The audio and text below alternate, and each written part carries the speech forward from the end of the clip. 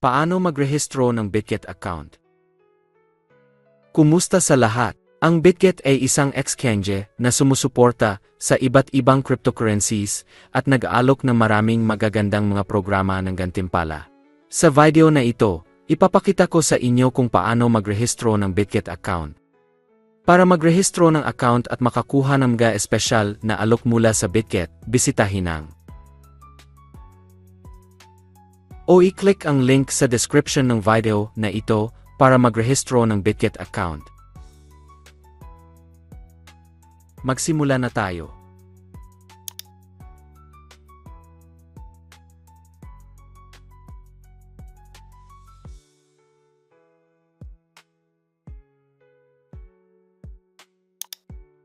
Ito ang pahina ng pagrehistro ng Bitget account. I-click dito para baghin ang wika.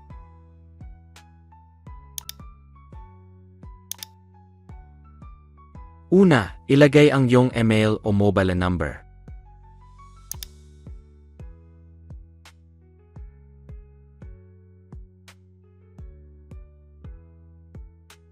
Sunod, ilagay ang iyong password. Narito ang mga requirement para sa password.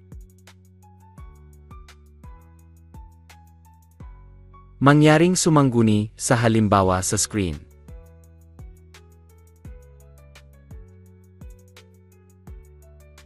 I-click dito upang sumang-ayon sa kasunduan ng user at patakaran sa privacy.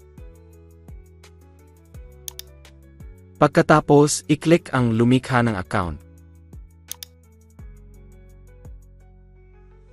Pakiusap, pumili ayon sa pagkakasunod na ito upang makumpleto ang CAPTCHA.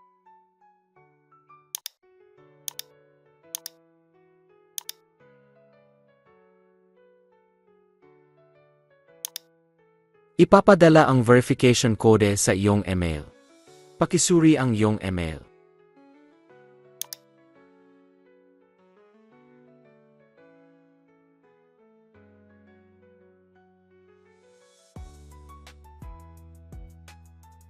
Ito ang email na ipinadala sa akin ng Bitget. Kung hindi mo makita ang email sa iyong inbox, i-click ang higit pa. Pagkatapos ay tingnan ang spam folder. Gayon, bubuksan ko ang email. Ito ang verification code. Pakikopya ang kode na ito.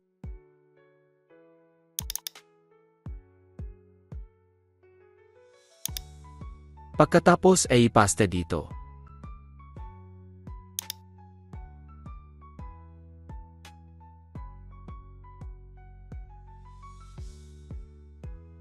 Matagumpay na nagawa ang iyong account. Ngayon, kailangan mong kumpletuhin ang pag-verify ng pagkakakilanlan para ma-access ang lahat ng serbisyo ng Bitget. I-click ang patunayan ngayon.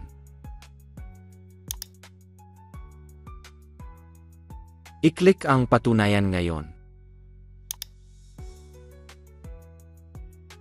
Una, piliin ang iyong bansa-rehiyon ng paninirahan at nag-issue ng bansa-rehiyon.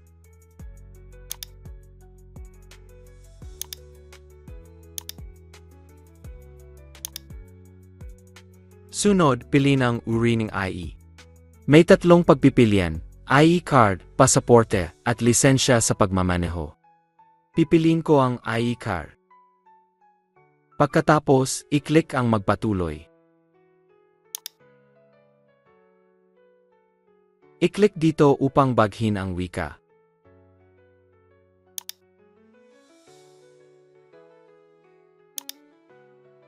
Pagkatapos, i-click ang magpatuloy. Ito ang dalawang hakbang na kailangan mong gawin para sa pag-verify ng pagkakakilanlan. I-click ang simulan ang pag-verify. I-click ang sumang-ayon at magpatuloy. Sa hakbang na ito, piliin ang uri at nag-issue na bansa ng iyong dokumento ng pagkakakilanlan. Pagkatapos, i-click ang susunod. I-click ang magpatuloy. I-click dito upang i-on ang camera. Gayon, kumuha ng litreto ng harapang bahagi ng iyong dokumento.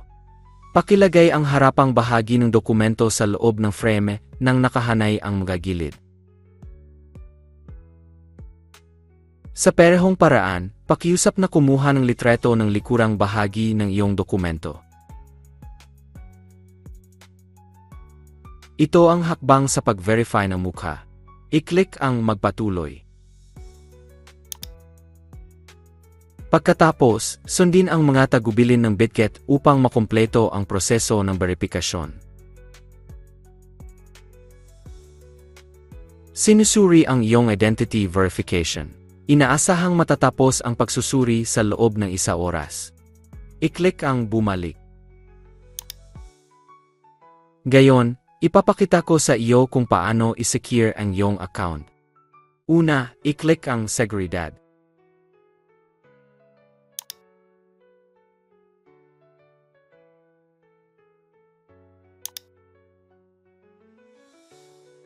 Ito ang mga magagamit na pamamaraan ng two-factor authentication.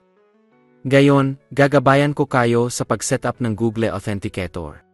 I-click ang I-configure.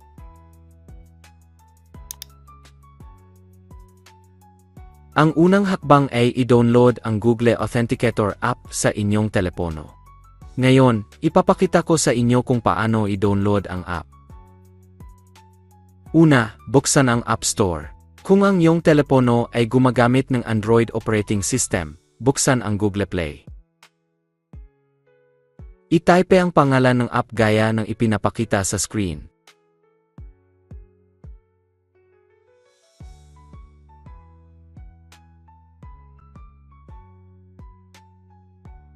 Ito ang app na kailangan mong i-download. I-click dito upang i-download ang app.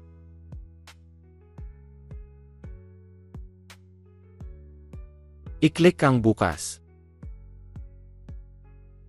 I-click ang Magsimula. Mag-sign in gamit ang iyong Google account. I-click ang Magdagdag ng kode. Pagkatapos piliin ang iscan ang QR code.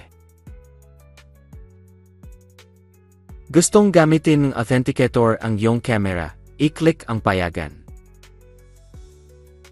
Ngayon, iscan ang QR code na ibinigay ng BitGet sa ikalawang hakbang. Matagumpay mong nagawa ang kode sa Google Authenticator app.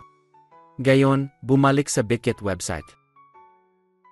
Ilagay ang kode mula sa Google Authenticator app.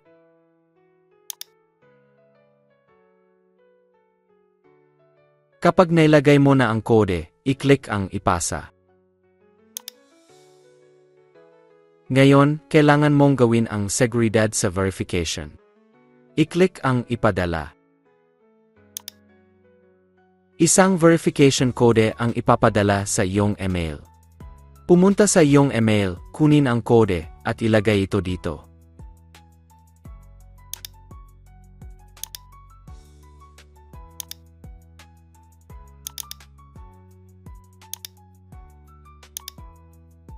Pagkatapos, i-click ang Kumpirmahin.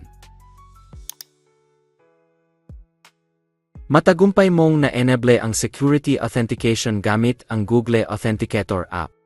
Sa parehong paraan, maaari mo ring i-enable ang iba pang authentication methods ayon sa mga tagubilin ng BitGet. Ipinakita ko na sa inyo kung paano magrehistro ng BitGet account. Nais ko sa inyo ang tagumpay.